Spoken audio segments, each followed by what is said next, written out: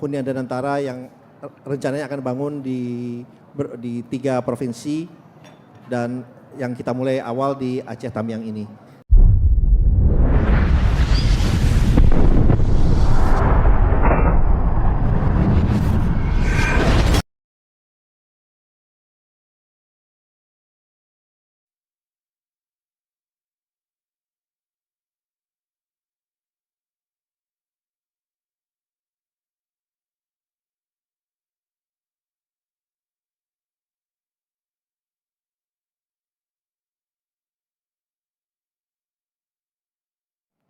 Telah hadir 10 menteri dan anggota Kabinet Merah Putih serta 15 dirut BUMN dalam rangka meninjau 600 hunian rumah dari 15.000 yang rencana akan dibangun oleh Danantara. Dan pada hari ini juga pertama akan dilakukan rapat koordinasi bersama Gubernur, Wakil Gubernur Provinsi Aceh beserta Bupati Tamiang dan jajaran. Selanjutnya berkenan untuk Kepala Danantara untuk memaparkan hunian rumah yang telah dibangun sampai dengan tanggal 1 Januari 2026 ini. Dipersilakan Kepala Danantara. Terima kasih. Assalamualaikum warahmatullahi wabarakatuh. Izinkan Bapak Presiden untuk kami menyampaikan laporan dari hunian Danantara yang rencananya akan bangun di 3 provinsi dan yang kita mulai awal di Aceh Tamiang ini. Tapi sebelum memulai mungkin diizinkan ada video boleh diputar sebentar, mohon izin Bapak Presiden.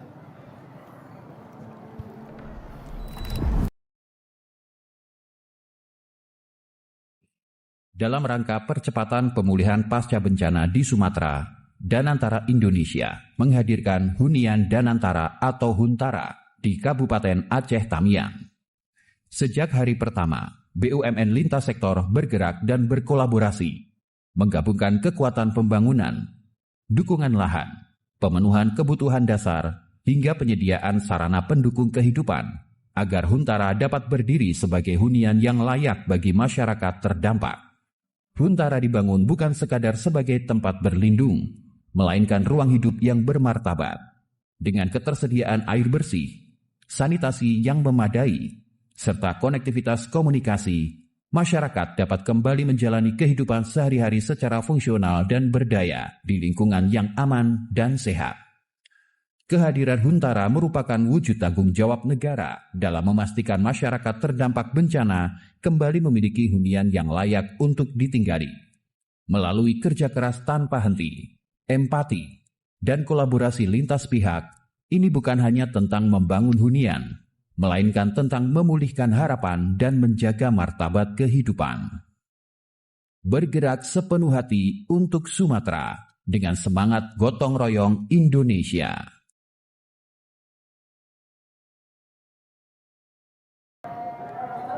Azan.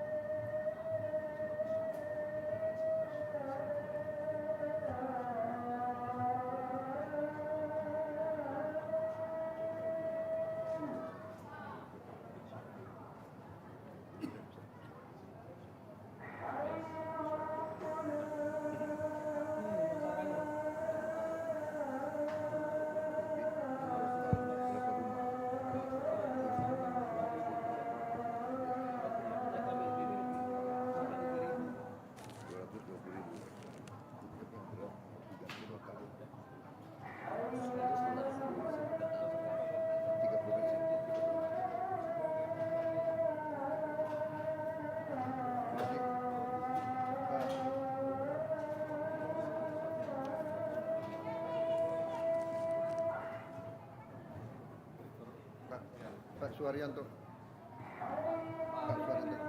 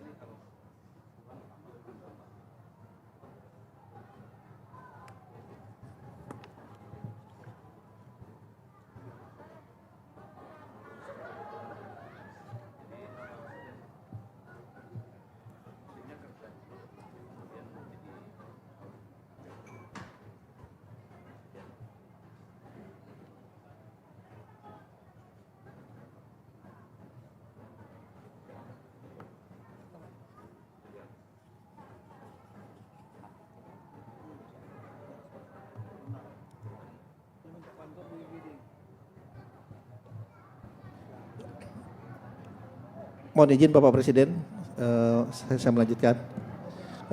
Jadi rumah hunian dan antara ini akan kita serah terimakan pada tanggal 8 Januari sebanyak 600 unit kepada pemerintah daerah. Dan tidak hanya hunian dan antara saja, tapi bersama itu juga kita serahkan ada taman bermain, jaringan wifi, musola, dapur umum sebanyak 14 unit, dan toilet dan kamar mandi juga 120 unit yang akan kami serahkan. Dan rencananya dalam waktu 3 bulan ke depan insya Allah kita bisa menyelesaikan 15.000 rumah yang terbagi di 3 provinsi, Aceh kurang lebih 12.000 unit, kemudian ada di Tapanuli Selatan dan Tapanuli Tengah itu kurang lebih 2.000 unit, dan Sumatera Barat 500 unit. Dan ini berdiri yang kami bangun di lahan PTPN yang sudah kami lakukan land clearing Bapak Presiden. Bersama itu juga ukuran luasnya kurang lebih 4,5 kali 4,5 meter persegi per unit atau kurang lebih 22 meter per unit Bapak Presiden. Dan dalam proses pembangunan ini kita memperkerjakan 24 jam 1.635 orang yang terdiri dari pekerja BUMN karya, ada Hutama Karya, ada Waskita Karya, Widya Karya, PP, Didya Karya, dan juga Adikarya. Dan dalam hal ini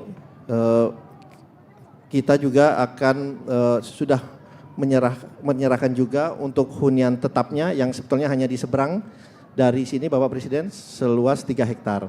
Jadi di hunian yang kami bangun ini luasnya 5,8 hektar yang dapat diperluas sampai mencapai 13 hektar. Dan sebetulnya ini kerjasama dari semua BUMN yang ada, dan kami pada saat ini sudah menargetkan untuk pengeluaran dari CSR seluruh BUMN kurang lebih kita anggarkan 1 triliun Bapak Presiden, yang dimana dengan selesainya rumah dan juga bahan-bahan lain yang kita sudah berikan pada saat ini sudah mencapai kurang lebih 655 miliar. Jadi dana itu yang sudah kami keluarkan, dan insya Allah kita bisa mengakselerasi semua pembangunan yang ada, sehingga pembangunan rumah hunian dan antara ini adalah yang kita bilangnya layak dan beradab dan atau civilas Bapak Presiden. Pada intinya itu Bapak Presiden yang bisa kami sampaikan, dan kami di Danantara tentunya siap untuk bisa berpartisipasi secara lebih besar lagi dengan menganut sistem yang berada di Aceh, sistem syariah, sehingga ini juga sesuai dengan arah dan petunjuk dan berkoordinasi dengan pemerintah daerah dan juga BNPB. Terima kasih Pak Presiden.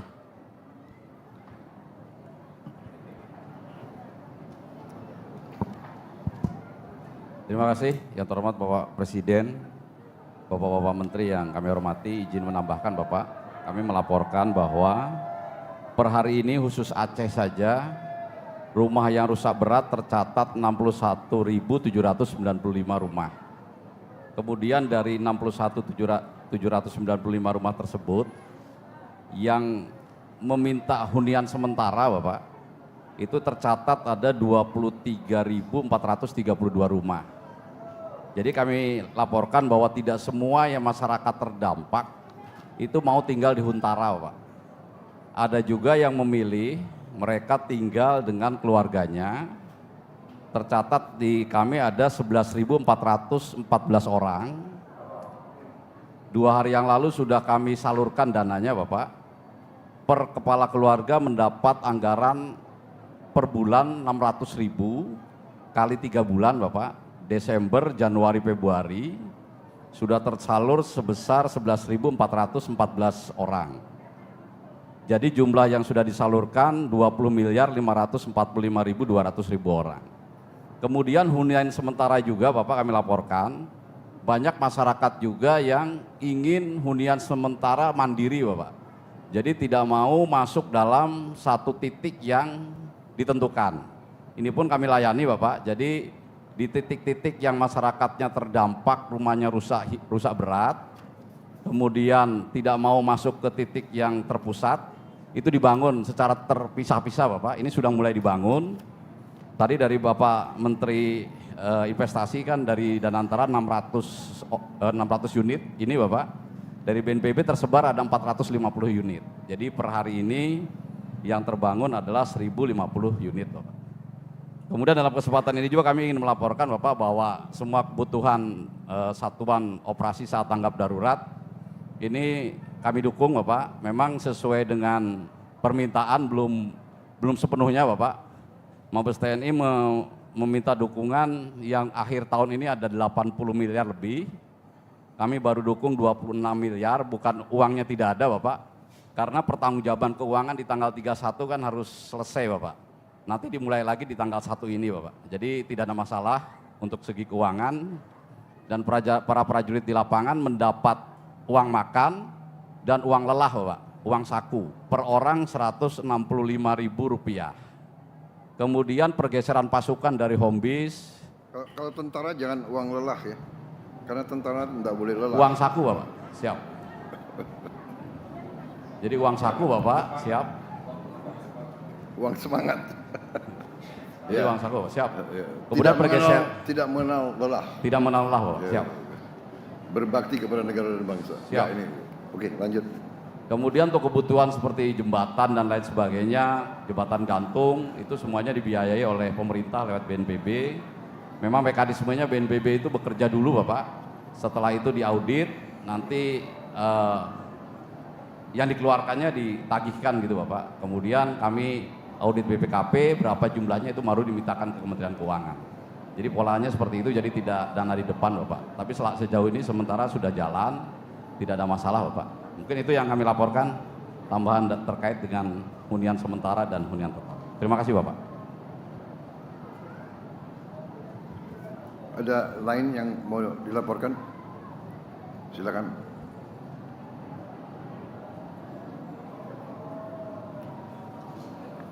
Baik, kalau tidak ada, saya ingin menyampaikan beberapa hal ya. Pertama, Bismillahirrahmanirrahim. Assalamualaikum warahmatullahi wabarakatuh. Selamat siang, salam sejahtera kita sekalian. Shalom, salve, Om Swastiastu. Hari ini saya hadir di sini, saya diminta meninjau kondisi pembangunan rumah hunian yang dibangun oleh Danantara sebagai inisiatif Danantara untuk membantu mempercepat pemulihan kondisi bencana di 3 provinsi. Saya kemarin sempat ke Tapanuli Selatan dan hari ini saya kembali ke Tamiang yang merupakan salah satu kabupaten yang paling besar ya dampak bencana tersebut. Dan saya tahu bahwa saya dapat laporan dari beberapa pihak, dari Mendagri, dari Gubernur, bahwa banyak kabupaten lain bertanya kok Presiden belum sampai. Ya. Saya minta maaf saya belum bisa ke semua titik, tapi saya pilih atau saya disarankan hadir di tempat-tempat yang sedang ada kegiatan penting, dan walaupun semua daerah pasti mengalami kesulitan yang sangat besar, tetapi saya sudah sampaikan ke Gubernur dan Mendagri, nanti insya Allah saya coba tetap daerah-daerah yang dampaknya besar akan saya datangi. Itu pertama. Yang kedua, tentunya selamat tahun baru. Ya, tahun baru kita di daerah bencana. Saya kira inilah memang kewajiban kita. Saya terima kasih semua unsur. Saya lihat turun ke lapangan. Saya juga terima kasih sebagian besar, kalau tidak hampir semua pejabat-pejabat dari semua KL berinisiatif, semuanya turun dan kita berbagi daerah, berbagi titik untuk saling mengecek, memeriksa, mencari masalah. Kita datang sekali lagi bukan untuk kita ingin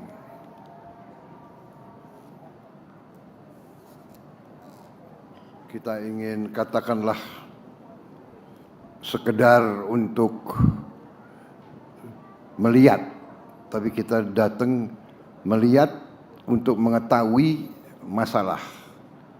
Ya, kadang-kadang saya monitor ada suatu kecenderungan yang menurut saya kurang sehat ya dari beberapa pribadi-pribadi, komentator dan sebagainya yang selalu melihat kegiatan bangsa Indonesia, kegiatan pemerintah dari sudut yang negatif. Jadi kalau ada, saya pernah dengar ada kritik begini, untuk apa menteri datang ke tempat bencana? Hanya datang melihat. Ya, saudara-saudara, serba susah. Menteri tidak datang dibilang tidak peduli. Menteri datang, ya masa menteri ikut macul? Bukan itu. Pejabat datang, pemimpin datang melihat apa kekurangan, apa masalah, apa yang bisa kita bantu, mana yang kita bisa percepat. Kan begitu. Saya datang ketemu gubernur, ya gubernur sampaikan kita butuh ini, kita itu, Pak ada usul ini, ada. Saya tahu langsung. Saya bisa cek. Kan begitu ceritanya. Ya. Jadi ini ada, tapi ya mudah-mudahan saudara, saya percaya dengan bukti. Jadi saya sampaikan ke saudara, para pimpinan, para menteri, para kepala badan, gubernur, semua.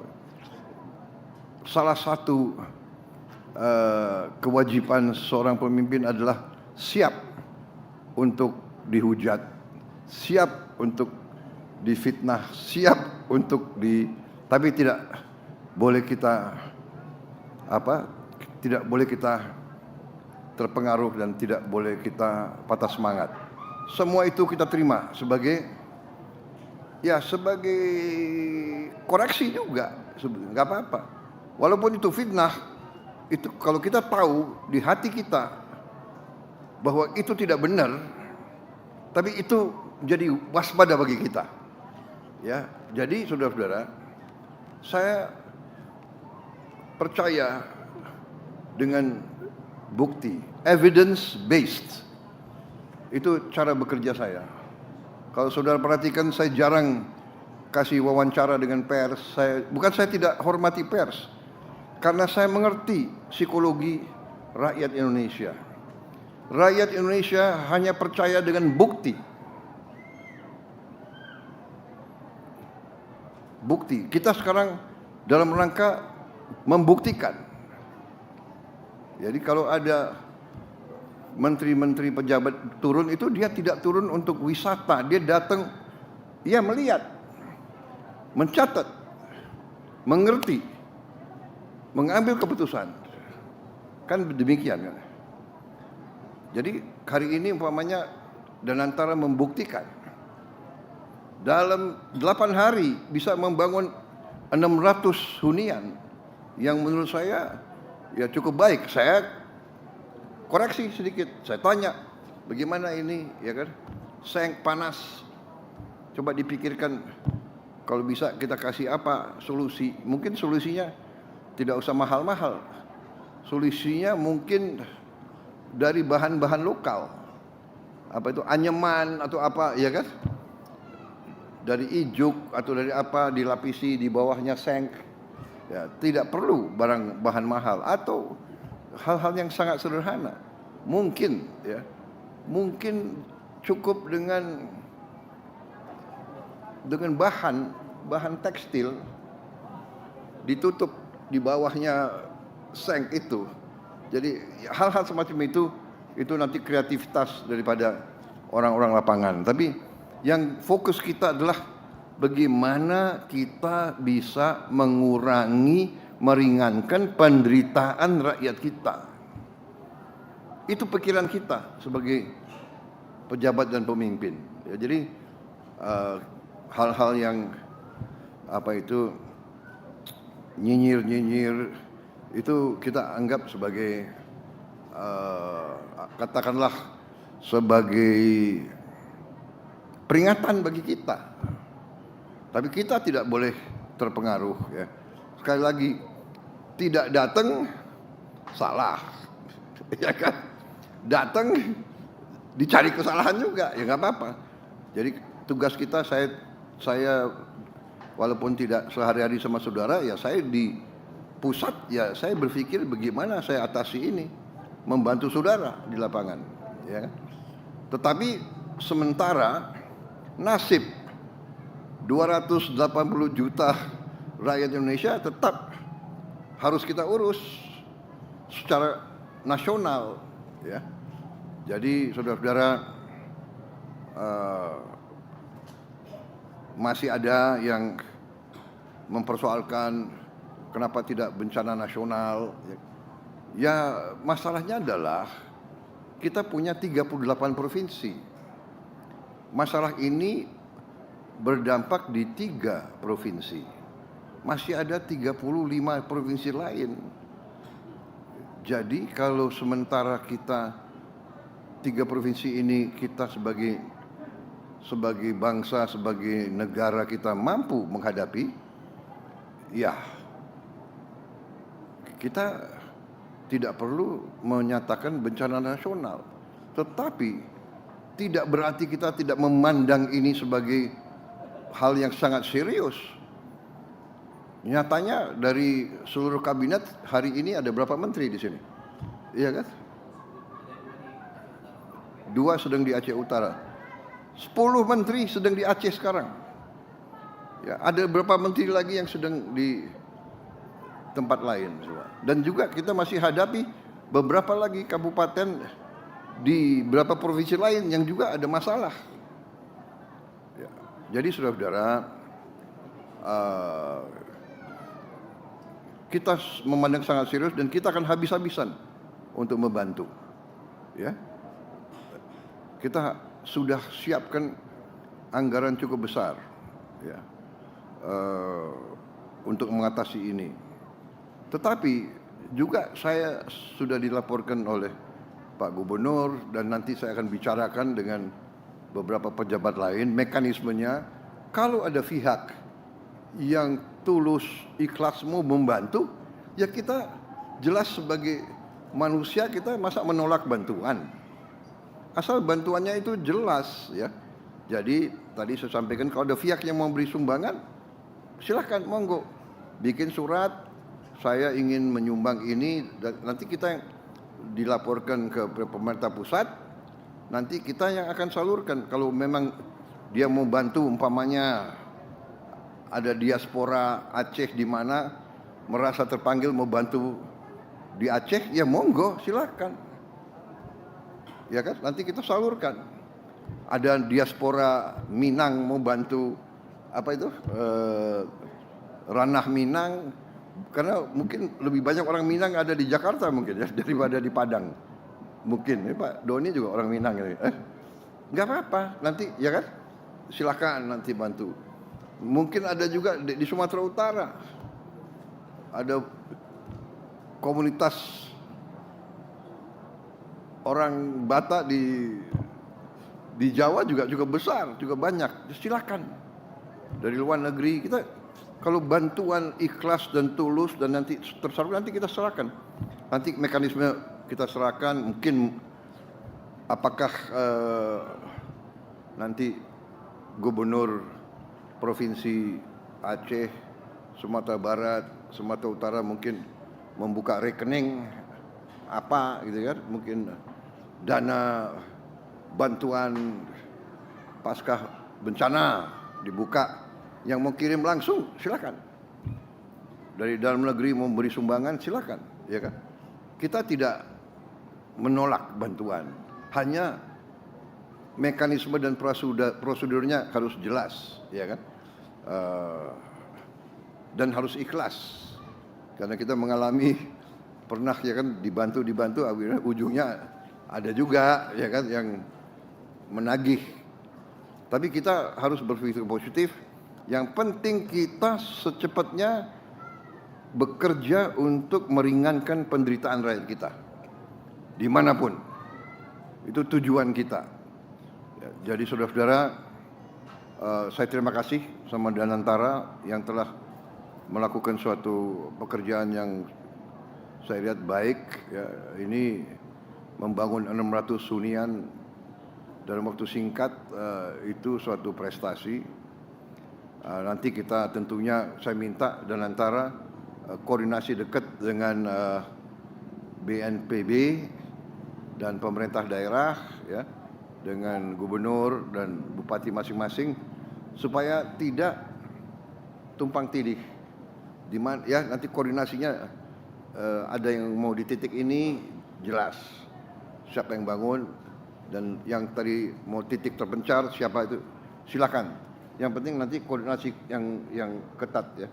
Tanya Pemda, tanya gubernur menilai di mana yang lebih penting, tanya bupati bagaimana, BNPB, supaya resources kita benar-benar bermanfaat, ya. Tidak tumpang tindih, tidak mubazir, semuanya harus diarahkan segera untuk membantu rakyat kita. Walaupun menurut saya juga sangat terkesan bahwa semua pihak telah bekerja dengan gemilang, dengan cepat. Ya, jembatan yang biasanya kontraktor mengatakan dia butuh 1 bulan, kita bisa selesaikan 10 hari. Ini kan suatu yang harus kita hormati juga, ya. Petugas-petugas kita di lapangan, prajurit-prajurit kita di mana-mana, saya sampaikan apresiasi. Semua KL harus tolong dinilai anak buahnya yang berbuat baik harus segera dicatat untuk kita nanti memberi penghormatan, memberi yang masih muda nanti dipercepat sekolah-sekolahnya, kariernya, ya. Yang sudah senior mungkin harus dikasih prioritas-prioritas di bidang lain. Jadi saya kira saudara-saudara itu ya, saya terima kasih sekali lagi. Saya nanti minta koordinasi yang ketat karena tadi dilaporkan ke saya bahwa kebutuhan rumah seluruh 3 provinsi adalah sekitar 90.000. Ya kan? Tiga provinsi yang rusak berat. Apakah yang 15.000 nanti bagian dari 90.000 itu yang harus dibicarakan. Ya, kemudian yang rusak ringan dan rusak menengah itu juga nanti penanganannya bagaimana ya, bantuan. Saya kira demikian ya. Saya juga minta perhatian bahwa kalau bisa sekolah-sekolah juga diperhatikan sama puskesmas dengan rumah sakit supaya bisa berfungsi secepatnya kembali.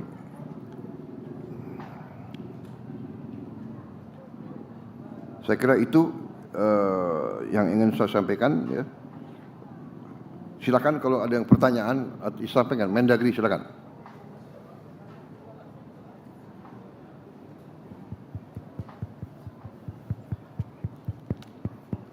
Tes. Siap, mohon izin Bapak. Assalamualaikum warahmatullahi wabarakatuh. Berkaitan dengan masalah hunian Bapak, kuncinya adalah kecepatan data. Jadi ada yang rusak ringan, kategorinya 3, rusak ringan, rusak sedang, rusak berat. Kalau sementara ini ada data yang kami terima untuk 3 daerah provinsi, rusak ringan 68.850, rusak sedang 37.520, rusak berat 56.108. Itu perdata per tanggal 27 Desember. Tapi Pak Kepala BNPB barusan menyampaikan data yang paling terbaru. Karena memang ini datanya bergerak dinamis Bapak. Jadi sehingga total rumah yang terdampak itu lebih kurang 213.000. Untuk rusak ringan dan sedang ini, treatmentnya adalah diberikan dukungan biaya. Yaitu 15.000 untuk rusak ringan, saya ulangi 15 juta dari BNPB. Kemudian rusak sedang juga dari BNPB sebanyak 30 juta Bapak. Selanjutnya untuk rumah itu nanti data ini juga digunakan Mensos untuk memberikan pembiayaan 3 juta untuk nambah bantu isi rumahnya Pak. Porsi, tempat tidur misalnya yang rusak, dan untuk ekonominya 5 juta. Kemudian untuk rusak berat ini prinsipnya adalah penggantian atau rumahnya disiapkan, termasuk juga rumah yang hilang. Dan konsepnya adalah disiapkan hunian sementara atau tadi mereka punya pilihan, diberikan juga biaya Pak, biaya daftar tunggu dana tunggu hunian DTH. Tapi semuanya adalah data Pak. Kami sudah bersama berapa kali rapat dan rekan-rekan kepala daerah, selalu yang kami minta tolong bantu cepat datanya. Dikoordinir oleh para gubernur, 3 gubernur. Kalau untuk Sumatera Barat sudah cepat Pak, Sumatera Barat. Kemudian Sumatera Utara juga datanya sudah juga banyak yang sudah masuk Pak, seluruh dari kabupaten. Namun yang dari Aceh mohon kalau bisa lebih cepat lagi. Karena jangan sampai masyarakat menyalahkan pemerintah karena tidak cepat. Padahal pemerintah menunggu data itu. Oleh karena itu data ini kuncinya lah pertama kali adalah dari para bupati dan wali kota. Untuk itu memang di lapangan ada masalah Bapak. Kami sudah datang langsung misalnya ke Langkahan, ke tempatnya dengan Pak Wagub begitu, Pak Padulo. Di Langkahan itu mengatakan kami nggak punya data-data semua, KTP, KK semua hilang. Oke, kita ambil jalan pintas. Kecil aja yang bertanggung jawab, para kepala kampung. Kecil membuat daftar ringan, sedang, berat, yang penting betul-betul yakini itu. Dan kemudian setelah itu diserahkan kepada Bupati. Bupati kemudian nanti akan dibantu oleh Kapolres dengan Kajari untuk meng-cross check. Tanda tangan tiga-tiganya, Pak. Nah, ini tidak harus nunggu sampai selesai, tapi bergelombang. Silakan datang masuk, kemudian diserahkan ke BNPB, nanti BNPB juga akan share kepada Menteri Sosial, langsung dibayarkan. Sehingga nanti kalau ada lagi ternyata yang belum termasuk daftar, nggak apa-apa, disusulkan lagi. Ini akan berdampak besar ketika yang ringan dan sedang ini diberikan. Kami sudah hitung dengan Pak Gubernur, dengan Pak Wagub, 60% pengungsi itu akan tidak ada di pengungsian, Bapak. Nah, ini yang kami lihat kemarin contoh yang paling bagus adalah di Tapanuli Selatan. Tapanuli Selatan sudah memberikan, punya data, sudah dapat dari BNPB, langsung dibayarkan. Sehingga yang di pengungsian itu kemarin, Bapak mungkin mendengar laporan dari malam, dari 21.000, hanya tinggal 4.000 saja. Nah, ini kami lihat ini adalah salah satu kecepatan ini, data ini menjadi kunci. Untuk itu saya mohon dengan hormat, mungkin untuk di Aceh, Pak Gubernur, Pak Wagub, Bupati-Bupati yang 18, yang terkait dampak, ini secepat mungkin datanya. Dan kalau nggak ada data KTP-nya, kecil saja yang tanda tangan. Yang penting dia tahu, karena nanti pertanggungjawaban dia kecil. Nah itu para bupati tanda tangan, didampingi oleh Kajari dan Kapolres. Di Aceh Utara kemarin sudah sepakat kita bertiga, Bupati, Kapolres, Kajari. Nah yang lain kami minta tolong disampaikan juga. Data ini yang penting supaya BNPB bisa mengeksekusi, Menteri Sosial mengeksekusi, uangnya sudah ada, problemnya hanya masalah data. Demikian Bapak, makasih Bapak. Baik, Menhan silakan. Bapak Presiden.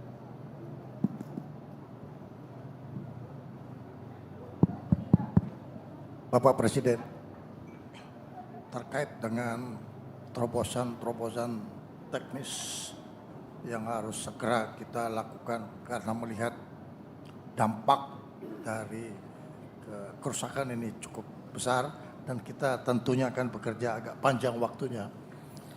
Ada pemikiran dari kami dengan TNI bahwa Sungai Tamiang sebagai satu contoh yang sekarang mengalami pendangkalan, tapi Sungai Tamiang itu bisa berasal dari laut. Kita lakukan dua kegiatan sekaligus.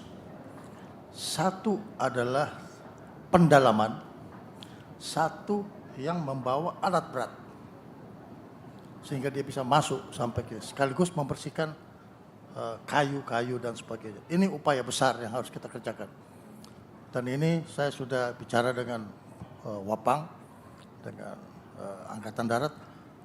Kita harus upayakan ini besar-besaran. Tidak hanya Tamiang, tapi di Biren juga harus kita kerjakan. Jadi di Aceh kita lakukan itu, kita lihat lagi kalau ada di Sibolga umpamanya.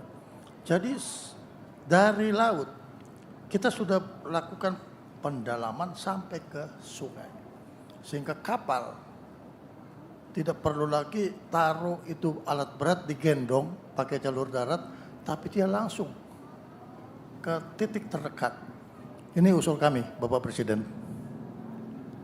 Saya kira itu usul yang baik. Itu juga yang diusulkan gubernur kepada saya sebenarnya. Jadi kuala-kuala itu yang kita akan kita akan normalisasi, kita bongkar itu, ya. Beliau sudah beberapa saat yang lalu sudah sampaikan, saya sudah setuju.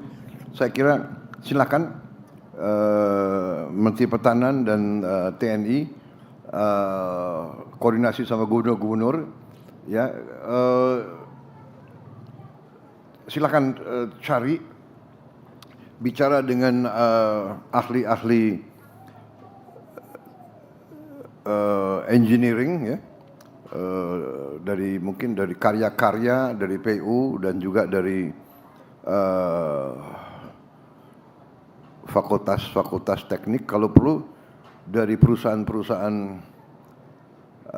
besar di dunia yang mampu membuat engineering work. Ini kan engineering work skala besar, ya. Jadi dredging, ya. dan juga gubernur melaporkan ke saya, ada pihak-pihak swasta yang tertarik. Dia bisa manfaatkan lumpurnya di mana-mana. Jadi tidak hanya di sungai, tapi yang di sawah dan sebagainya. Silakan, ini sekira bagus sekali. Ya, jadi tolong ini didalami dan kita laksanakan. Ya. Jadi pendangkalan kuala-kuala, pembersihan kuala-kuala, membuka itu saya kira bagus sekali. Jadi akses sungai-sungai bisa bermanfaat bagi kita. Sekaligus kita menghadapi kemungkinan cuaca yang ekstrim, ya kita sudah siap. Ya, saya sangat setuju dengan gagasan itu, tinggal nanti dirumuskan bagaimana kita laksanakannya. Izin Bapak. Ya, silakan Mendagri. Siap, mohon izin Pak. Kami juga berkomunikasi dengan teman-teman yang biasa nambang-nambang itu Pak. Ya. Jadi untuk sungai-sungai terutama di kuala-kuala ini semikian besar, lebar dan masif Pak, sedimennya. Ya. Sehingga kalau menggunakan alat beko atau ekskavator itu lambat pasti Pak. Saran kami kapal-kapal yang untuk tadi menyedot tambang yang banyak di Bangka Belitung itu Pak. Iya. Itu daya sedotnya luar biasa, mereka cepat sekali Pak. Iya Pak, makasih Pak. Baik, saya kira ini ya sudahlah, kita bikin operasi besar saja, ya kan? This is a big engineering operation. Ya. Tapi saya sangat setuju. Ya. Ada perusahaan-perusahaan besar yang punya keahlian di bidang ini, ya. Dredging untuk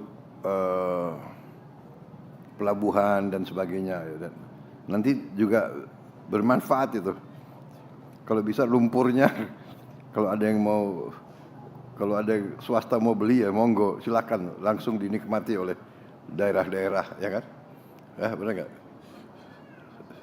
Wah, gubernur bupati ada semangat sedikit ya kalau tahu begitu. Pokoknya kita kerahkan semua upaya kita, ya. Jadi jangan salah. Kalau saya mengatakan kita belum mau nyatakan bencana nasional, tidak berarti kita akan tanggung dalam upaya-upaya kita. Kita tidak tanggung-tanggung. Dan juga tolong jangan diartikan kita sombong tidak mau menerima bantuan. Silakan, kalau yang saya katakan itu, ini kan masalah kemanusiaan. Kalau siapapun yang mau bantu, masa kita tolak? Bodoh sekali kalau kita tolak. Tapi kita, masalahnya adalah sebagai pemerintah, kita tidak mau mengatakan kita tidak mampu. Karena kita benar-benar mampu. Sekarang saya sudah tadinya diajukan 51 triliun segitu. Saya komit 60 triliun.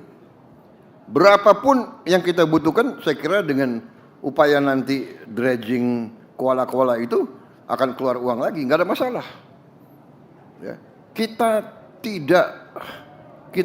tidak memberi isyarat bahwa kita tidak mampu, tapi kita juga manusia. Kalau ada yang mau bantu ya kita terima dengan baik. Tapi kita salurkan langsung. Yang mau bantu ke Aceh monggo, mau bantu ke Sumbar, mau bantu ke Sumut, silakan. Nanti kita fasilitasi menteri-menteri, kepala badan, ya. Saya kira kemarin tuh Mendagri juga berinisiatif, ya. Ada 2 perusahaan yang mau nyumbang pakaian ratusan ribu, 200.000 pieces. Ya kita terima kasih, langsung disalurkan kan begitu. Ya, jadi saya kira itu dari saya, ya. Terima kasih, saya kira benar nanti ya Kemhan, TNI koordinasi sama gubernur-gubernur tentang ini pendangkalan sungai dan kuala-kuala, ya. Segera aja kita lakukan. Lain lagi ada, ya silakan Menko Infrastruktur. Terima kasih Bapak Presiden. Setelah tanggap darurat bencana, tentunya yang terdepan nanti urusan rekonstruksi. Artinya infrastruktur akan sangat dominan. Oleh karena itu kami sesuai dengan tugas pokok dan tentunya instruksi dan arahan Bapak Presiden ingin terus memastikan dan mendorong agar pekerjaan konstruksi terutama terkait dengan infrastruktur dasar, jalan dan jembatan ini juga bisa lebih cepat lagi dengan melakukan pengerahan alat berat yang lebih cepat ke titik-titik yang paling prioritas. Kemudian tentunya tadi sudah dibahas tentang perumahan dan terima kasih kepada Danantara tentunya telah menjadi kontributor yang sangat signifikan. Dan berbicara pula sumber daya air Bapak Presiden, ini yang juga sangat dibutuhkan oleh masyarakat, penyakit dan lain-lain memang sangat tergantung ketersediaan air bersih, oleh karena itu juga harus menjadi prioritas kita di Aceh khususnya di Tamiang ini. Dan yang terakhir tentunya fasilitas umum pendukung, apakah itu pendidikan, kesehatan dan juga rumah-rumah ibadah.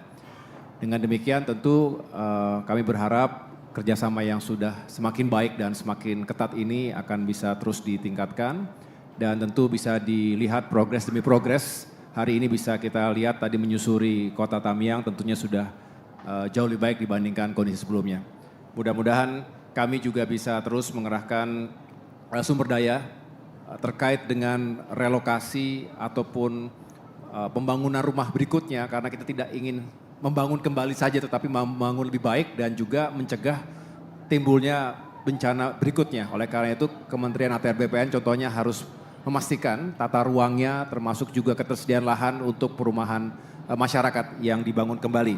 Lalu Kementerian Pekerjaan Umum tentu bertugas sesuai dengan fungsinya dan terakhir Kementerian Perumahan Rakyat kita berharap juga bisa segera mempercepat proses pembangunan rumah dan memang secara intuisi kita membangun rumah yang rusak berat dulu Bapak, tetapi sebetulnya kalau kita bisa cepat memperbaiki rumah-rumah yang rusak ringan justru akan terus mengurangi camp-camp pengungsian karena mereka berarti dengan cepat bisa kembali ke rumah masing-masing. Saya rasa tambah dari kami demikian Bapak, terima kasih. Baik, terima kasih Menko Infrastruktur. Saya kira pemikirannya benar.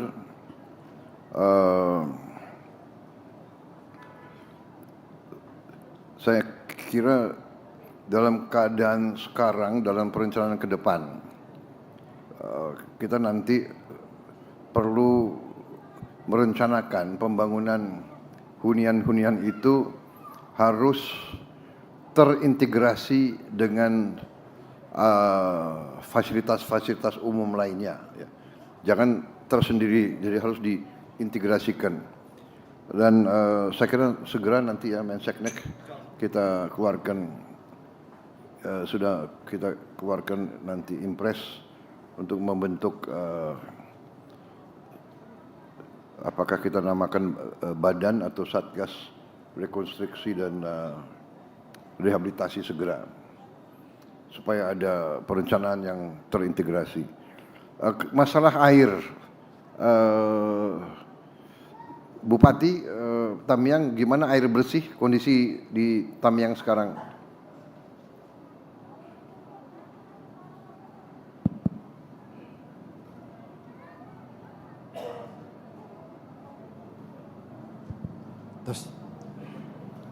Terima kasih Bapak Presiden. Kami laporkan untuk PDAM kami, Pak Presiden, mengalami kerusakan yang fatal. Saat ini dalam tahap perbaikan dan kami kemarin juga sudah dibantu 2 genset dari BNPB untuk memperkuat arus listrik di sana. Sekarang ini baru 2 kecamatan yang bisa dialiri, yaitu Kecamatan Kota Kuala Simpang dan Karangbaru. Ke depan dari Kementerian PU akan membantu untuk membangun 3 di kecamatan ini untuk memperbarui infrastruktur yang ada di sana. Mudah-mudahan ini bisa membantu untuk aliran dari PDAM tersebut. Untuk kebutuhan air bersih sekarang ini Bapak Presiden, kami laporkan, kami dibantu dari TNI dan Polri untuk mengebor sumur-sumur tanah yang ada. Ya. Sekarang ini alhamdulillah sudah banyak kita dapatkan. Bisa pinjau juga ada bantuan-bantuan tangki-tangki yang dikirimkan ke desa-desa. Izin Bapak Presiden, sekaligus kami mohon izin melaporkan yang lain Bapak Presiden, mohon izin. Kami juga mohon bantuan pertama untuk perumahan Huntap. Dari data yang kami dapatkan dari para kepala desa, jadi rumah yang hilang sebanyak 37.888 unit dan rumah yang rusak berat sebanyak 4.839 unit. Sehingga kami mohon izin Bapak Presiden, kami membutuhkan rumah Huntap atau yang tetap sebanyak 42.727 unit. Terima kasih Bapak Presiden, saat ini kami sudah dibantu dari Danantara untuk Huntara sebanyak 600 dan nanti ada tambah lagi untuk Huntap dan juga dari yang lainnya. Yang kedua Bapak Presiden mohon izin, jika diperkenankan kami juga bermohon bantuan pangan Pak Presiden untuk kelangsungan hidup masyarakat Aceh Tamiang. Kami mempunyai jumlah penduduk 313.245 jiwa. Kami sudah menghitung juga dengan Bappenas kebutuhan akan beras, telur, minyak goreng dan gula selama 6 bulan ke depan Pak Presiden. Jadi kami nanti akan membuat surat resmi nanti kepada menteri terkait untuk bisa kami dipenuhi untuk 6 bulan ke depan. Karena yang kami lihat kondisi perekonomian di kami ini masih sangat terasa, sehingga untuk masyarakat kami pasti akan memiliki kesulitan, terutama menjelang bulan Ramadan dan Hari Raya Idul Fitri. Yang ketiga Bapak Presiden, kami juga bermohon ada bantuan berupa jatah hidup atau BLT kepada 111.520 KK. Kalau diperkenankan masing-masing bisa dapat 1 juta selama setahun Pak Presiden. Jadi ini bisa juga meringankan beban kami. Mungkin Pak Presiden terima kasih untuk 3 hal tersebut kami mohon bantuan. Terima kasih Pak Presiden, terima kasih. Wassalamualaikum warahmatullahi wabarakatuh. Baik, terima kasih. Nanti kita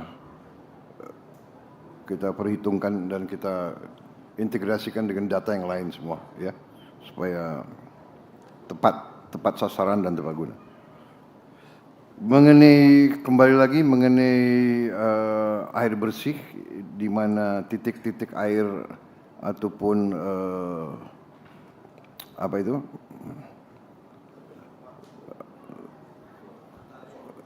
kita bor air sudah berapa yang di Tamiang yang dibangun, yang dikirim? Mungkin Kasat yang tahu. Terima kasih Pak. Kami dari Angkatan Darat saja sudah 129 titik Pak. Dari 129 titik bor air. Siap. Dari BNPB juga melalui Pusterat juga ngebor Pak. Ya. Kepolisian juga saya kira sudah ratusan Pak. Setahu kami di grup itu sudah ada banyak Pak. Yang di Tamiang ini, di Tamiang ini. Tamiang. Berarti itu masih terus hampir semua desa sudah bisa dapat air ya sekarang. Ini yang di tempat pengungsian Pak. Tempat pengungsian. Oh, pengungsian ya. Yang kita bor, terus sekolah-sekolah, masjid-masjid, ya, kecamatan. Jadi berkoordinasi dengan wilayah itu tempat mana yang diperlukan Pak. Oke. Jadi kami bekerja simultan. Dari Kemhan juga kami mengirim 10 pemadam kebakaran, makanya jalan cepat selesai di sini Pak. Iya. Betul Pak. Udah. Ya. Terus Huntara juga kami ikut bekerja, jadi simultan semua bekerja, air bersih terus berjalan Pak. Demikian Pak. Kemudian itu bor air itu bisa untuk air minum? Bisa Pak. Mohon izin Bapak, mungkin izin menjelaskan ada beberapa skema untuk yang dibangun Polri itu kedalamannya 20-30 meter, airnya hanya untuk membersihkan Bapak, membersihkan. Kemudian yang dibangun Pusterat, kami yang membiayai itu Pusat Teritorial Angkatan Darat. Oh, oke. Angkatan Darat ya? Angkatan Darat itu kedalamannya 100-200 meter Bapak, itu yang untuk minum. Oke. Jadi semuanya sudah dilaksanakan, memang masih cukup, masih kurang Bapak, ini dilaksanakan terus. Ya. Tapi untuk sehari-hari saya rasa masih cukup karena juga mobil-mobil tangki air juga terus setiap hari berjalan Bapak. Iya, tapi kalau tangki air gitu kan. Siap. Iya, kita keluar BBM lagi. Itu kalau yang 100 meter itu biayanya berapa per per bor Kasat? 100 sampai 150 juta, Pak. 150 juta. 100 sampai 150 juta. Siap. Mungkin dengan Lengkap itu, lengkap. Lengkap Bapak, dengan Sampai nanti air keluar. instalasi airnya, kemudian juga ada tangki airnya dan bisa langsung diambil oleh masyarakat. mungkin nggak cukup Bang kalau di atas 100 Bang. Karena itu kadang-kadang ngebor tergantung tanahnya Pak. Ya. Kalau tanahnya lunak mungkin 2 minggu baru dapat Pak. Tapi keras mungkin memerlukan lebih waktunya dari itu. Dan juga dari Kemhan juga kita mengirim RO banyak Pak. Jadi untuk membantu yang dangkal-dangkal itu ada progres pembersihan. Apa itu RO? Untuk penjernih air Pak. Penjernih air. Siap. Oke. Penjernih air yang berupa di mobil, Ya. berapa unit saya belum ini jelas di daerah sini Pak. Ya. Sudah dikirim juga. Jadi kita terus lanjutkan untuk buatan sumur bor Pak. Ya. Dilanjutkan dengan MCK Pak. MCK Maaf itu. ya, kalau satu bor 150 juta itu saya anggap relatif murah gitu. Relatif murah, tapi itu Tergantung kedalamannya Bapak. saya tahu, tapi termasuk ongkos pekerja enggak? Termasuk ongkos bekerja Bapak. Termasuk? Siap. Atau kalian pakai tentara enggak dibayar gitu? Bayar Bapak, siap. Tetap. Enggak, saya anggap itu relatif murah. Karena saya dulu ngebor agak besar, tapi memang tergantung tanah. Izin Bapak Presiden.